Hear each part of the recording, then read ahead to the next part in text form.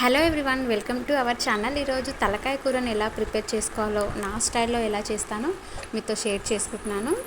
ముందుగా ఈ తలకాయ కూరని కొంచెం పసుపు ఉప్పు వేసి ఒక 2 టైమ్స్ అలా బాగా క్లీన్ చేసుకొని పక్కన పెట్టుకోవాలి. మనం ఏ నాన్ వెజ్ రెసిపీ చేసినా సరే మ్యారినేట్ చేసి చేసుకుంటే చాలా టేస్టీగా ఉంటుంది. ఒకసారి మీరు కూడా ట్రై చేయండి.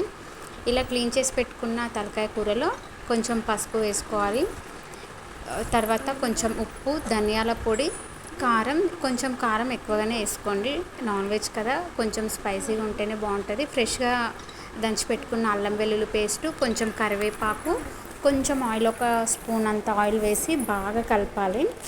టైం ఉన్న వాళ్ళు ఒక 30 మినిట్స్ అన్న దీన్ని మ్యారినేట్ చేసి పెట్టుకుంటే మనకు కర్రీ టేస్ట్ అనేది చేంజ్ అయిపోతుంది. మీకు అంత టైం లేకపోతే అట్లీస్ట్ 15 మినిట్స్ అయినా సరే మ్యారినేట్ చేసి పెట్టుకోండి. ఫైనల్గా పుదీనా వేసేసుకొని మూత పెట్టి ఒక 15 మినిట్స్ అలానే వదిలేసాలి. చింతపండు కూడా ముందుగానే నానబెట్టి పెట్టుకోవాలి. ఇప్పుడు ఒక కుక్కర్ తీసుకొని అందులో కొంచెం ఆయిల్ వేసుకొని 4 లవంగాలు, 2 యాలకులు, కొంచెం సాజీరా, 2 బిర్యానీ ఆకులు వేసేసుకోవాలి. అది కొంచెం ఫ్రై అయిన తర్వాత ఒక 2 ఉల్లిగడ్డలు, పెద్ద సైజు అయితే ఒక్కటి సరిపోతుంది. 2 ఉల్లిగడ్డలు కట్ చేసుకొని ఇందులో వేసుకొని, ఈ ఆనియన్ అనేది మనం బిర్యానీలోకి ఫ్రైడ్ ఆనియన్ ఎలా ఫ్రై చేసుకుంటామో ఆ విధంగా ఫ్రై చేసుకోవాలి. ఇలా ఫ్రై చేసుకుంటేనే కర్రీ అనేది మంచి పర్ఫెక్ట్ స్ట్రక్చర్లో వస్తుంది. చూసారు కదా, ఈ విధంగా ఫ్రై అయిపోవాలి. దీనిలో మనం మ్యారినేట్ చేసి పెట్టుకున్న మటన్ని కూడా వేసేసుకొని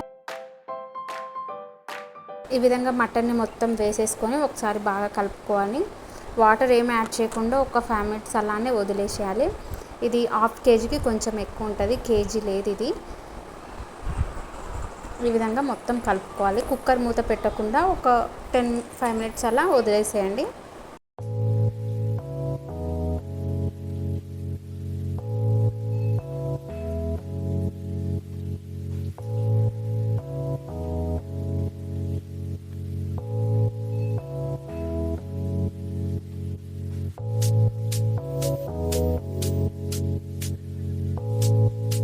చూసారు కదా, ఆయిల్ కొంచెం కొంచెం బయటకు వస్తుంది.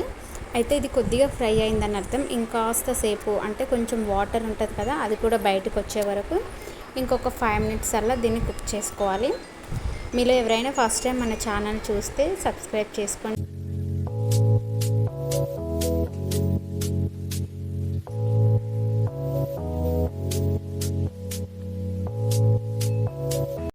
ఇప్పుడు ఇందులో కొంచెం వాటర్ పోసుకోవాలి. ఈ వాటర్ పోసిన తర్వాత ఒకసారి బాగా కలుపుకొని ఒక 5 విజిల్స్ వచ్చే వరకు కుక్కర్ మూత పెట్టుకొని కుక్ చేసుకోవాలి. నెక్స్ట్ ప్రాసెస్ ఏంటో కంటిన్యూ చేసేద్దాం. చూసారు కదా, ఈ విధంగా వాటర్ మొత్తం కొంచెం దగ్గరికి అయ్యే వరకు మనం వాటర్తో ఉడికించుకున్నాం. ఇప్పుడు అసలైంది చింతపండు రసం. మనము ఈ తలకాయ కూరలో చింతపండు రసం వేస్తేనే చాలా టేస్టీగా వస్తుంది.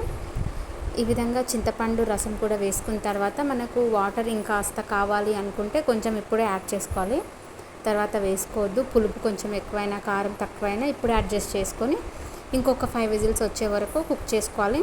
ఈ మటన్ కూడా ముదురుదైతే కొంచెం టైం ఎక్కువ పడుతుంది, కొంచెం లేతగా ఉన్నదైతే మనకు ఒక 7 విజిల్స్లో ఉడికిపోతుంది. ఈ విధంగా ఇంకొక 5 మినిట్స్ దీన్ని కుక్ చేసుకోవాలి. ఫైనల్గా మనకు మంచి టేస్టీ మేక తలకాయ కూర రెడీ అయిపోతుంది.